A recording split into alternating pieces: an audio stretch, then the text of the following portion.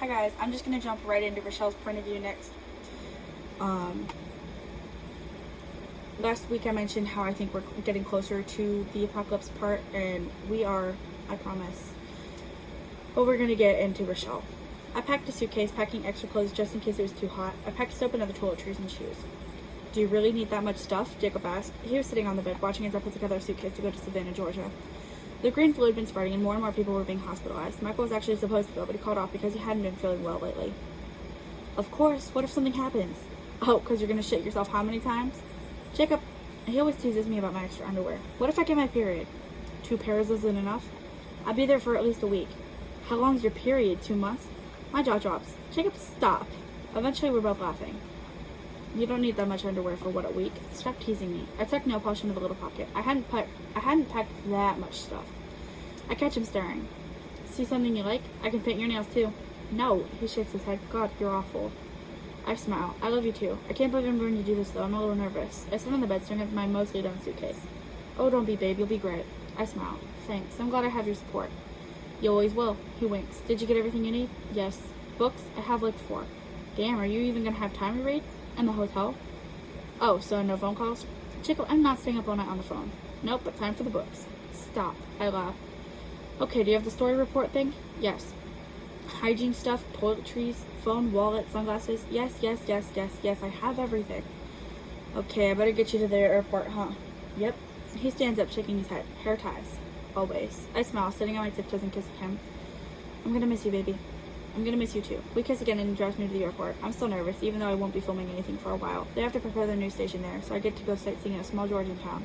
Like there's anything to see. That sounds rude. Absolutely cruel. At the airport, Jacob walks with me to the waiting area and he hugs me tightly. I love you, baby. It'll only be a week. I smile, squeezing him back. I promise I'll stay in touch though. I love you too. Behave yourself while I'm gone. I think they should be saying stay safe. The green flu is breaking out, which I don't own the green flu, that's canon. And you guys are like, behave yourself. Like, you should be saying, stay safe, don't get sick. If you get sick, I'm not coming home. He pulls away, smiling down at me. I will. You stay strong and call me if you need anything. I swear I will. I kiss him and he hugs me again. I love you. I'll be safe. Please. We pull apart and I'm boarding the plane soon enough. I watch a movie, then read one of my books. I stare out the window, the guy in the seat next to me snoring loudly. Sorry, my lips feel really dry. The flight attendant stops, offering some snacks. I accept some crackers and a water bottle, watch another movie, and eventually take a quick nap. My stomach rumbled as we landed at the airport in Savannah, and I got my luggage in my rental, tucking things away neatly. I needed some real food, but I had to get to the hotel first. It was about 4, so thankfully things would be open for dinner. I drove to the hotel, carrying my stuff inside and checking in. The receptionist was really nice, and I was in my room in no time. I unpacked, showered to remove the smell of airplane and old man, and then headed out to my car. I searched up food places near me and got directions to Josh's Cuisine. I figured I might as well try it since it was rated 5 stars and I hadn't even heard of it. I pull into the crowded parking lot, squeezing my little car in between 2 larger SUVs, and I head inside. Hello, the hostess smiles. How can I help you?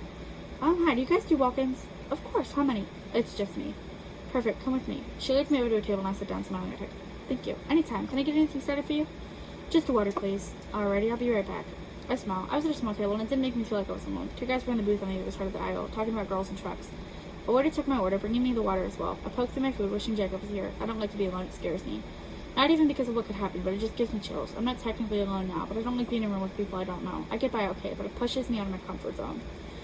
I don't think anybody likes being around people they don't know though, so I guess it's not really a phobia. The 2 guys were eating huge ice cream sundaes. One of them had a thick southern accent, and the other guy had just a bit. Some of his words came out wrong, but it was kind of cute. One of them starts laughing, and I wish I had someone to sit with me and laugh with while we ate. Instead, I'm alone, not even having someone from my crew to eat with. I feel like my voice is giving out. I continued picking through my food, and the one with the accent glanced at me, smiling. I smiled back, and my phone buzzed. It was Jacob. Miss you.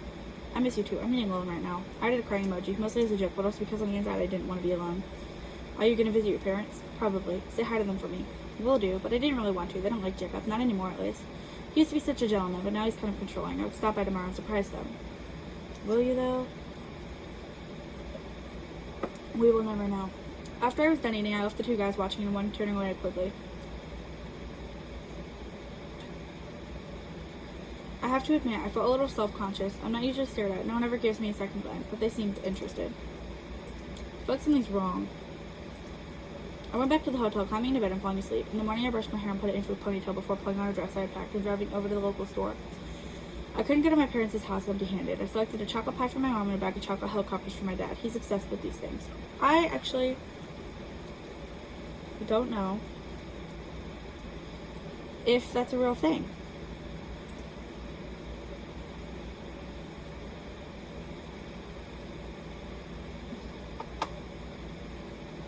So it's funny because actually I just looked it up, chocolate helicopter, and a lot of the stuff is Left 4 Dead related. But there's also a website here. I don't know if it was like inspired off the chocolate helicopter, but Once Upon a Chocolate, chocolate helicopter, $1.75. Helicopters in your choice of chocolate and ribbon color, clear wrapped. To order, call, phone, and it gives a phone number. I'm not gonna say it out loud, but that is actually so cute. We do not sell us online. That is adorable. I don't know if it was inspired by Left 4 Dead, but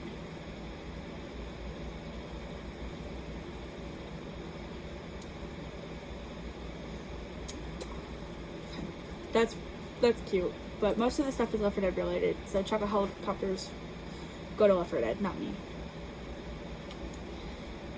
I pay for them and head over to their little house. I'm surprised they even found something this nice in a town like this. Oh, that's so rude. I knock on the door and my mom smiles when she sees me. Oh, Rochelle. She hugs me tight in a smile. Careful of the pie. We laugh when she welcomes me inside. I've missed you guys. Oh, honey, we've missed you too. I brought some chocolate helicopters for Dad. Oh, hell yeah, he exclaims, coming into the kitchen. Thank you, baby. Anything for you, Dad. I smile, hugging him. Rochelle, he's not supposed to have those anymore. Oh, let him have a bag. Yeah, Catherine, let me have a bag. He already had it open and was reaching in for one, offering it to me and grabbing another.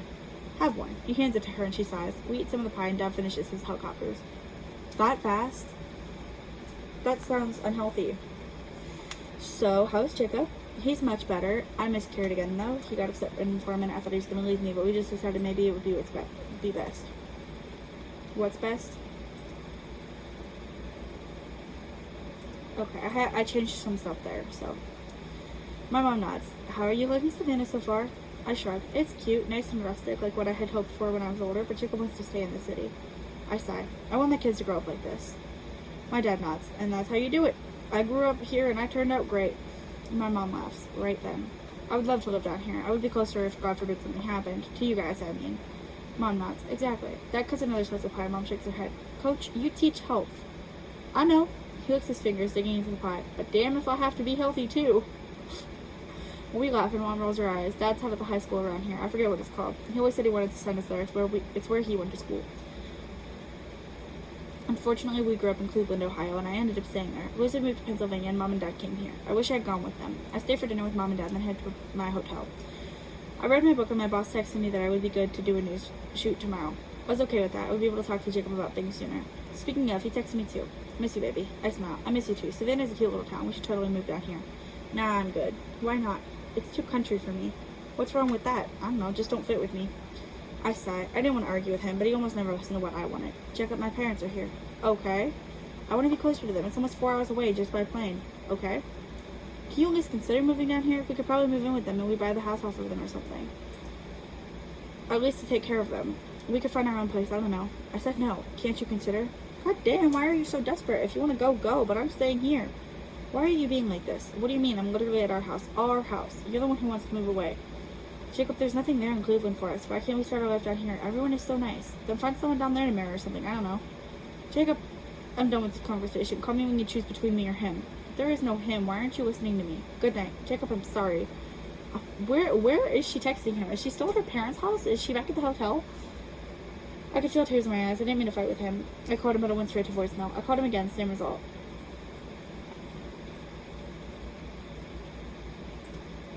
Oh, okay, she's back at the hotel.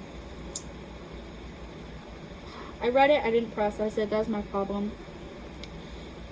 I sighed, putting my phone on charge and laying down on the bed staring at the ceiling. Why do I always mess things up between us? Maybe I'm the problem. I eventually decided to shower and shave. I did have work tomorrow. I would go sightseeing afterwards. I stood under the water, staring at the walls and eventually washing myself. When I got out, I pulled my phone out and dialed Jacob's number, voicemail again. I sighed, hanging up and texting him again. Are you mad? I'm sorry. I don't want to fight with you over this. I read and didn't get a response, so I eventually just went to bed. I read and didn't get a response. She was reading her book. I don't know which one I'm supposed to use. I'm dumb. It made sense when I wrote it, but that was forever ago. What more could I do? I sighed, staring at the ceiling again. What am I doing wrong? And that's it for Rochelle's point of view. I'm glad I get to keep it short. Thank you guys for watching. I will hopefully see you next week. Bye-bye.